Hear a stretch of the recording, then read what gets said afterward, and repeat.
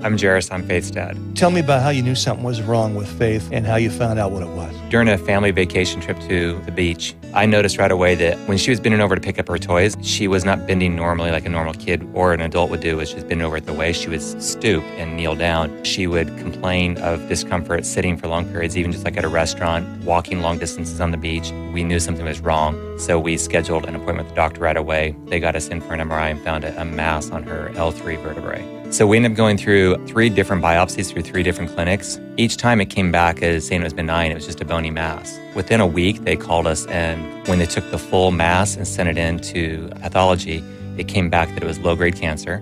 Normally, when you go in for surgery, you remove good, healthy tissue so you don't open up those cancerous cells and spread them in the bloodstream. Well, because we didn't know it was cancer, they cut right through it, and it released all those cells into her bloodstream.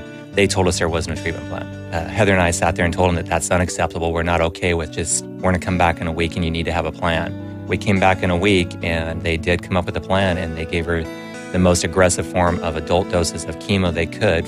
She went through 2 additional surgeries to remove the full vertebrae, add in 3 titanium rods.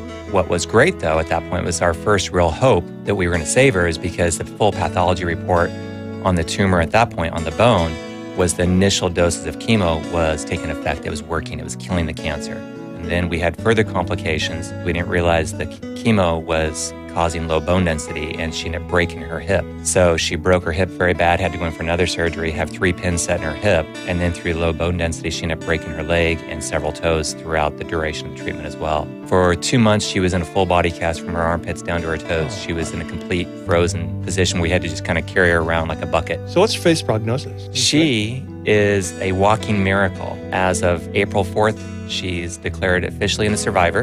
There's no indication that cancer will ever come back. 6 months ago, they didn't think she could play any contact sports. She's now been cleared for soccer and basketball, and she is absolutely going to live a full and very fruitful life. And we know that with how this experience has shaped her character, I'm excited to see the impact that she has in the world, because she's an incredible person. Where in all of this does Make-A-Wish enter the picture? Make-A-Wish came in shortly after we returned from all of our treatment. They came out and talked to Faith about her wishes. They treated us like good friends and everything, and that made me feel really good. And when they would come over to my house and talk to us about it, they would ask, they wouldn't just talk about the Make-A-Wish trip, they would talk about how am I doing, and they would ask my brothers and sisters and my mom and dad.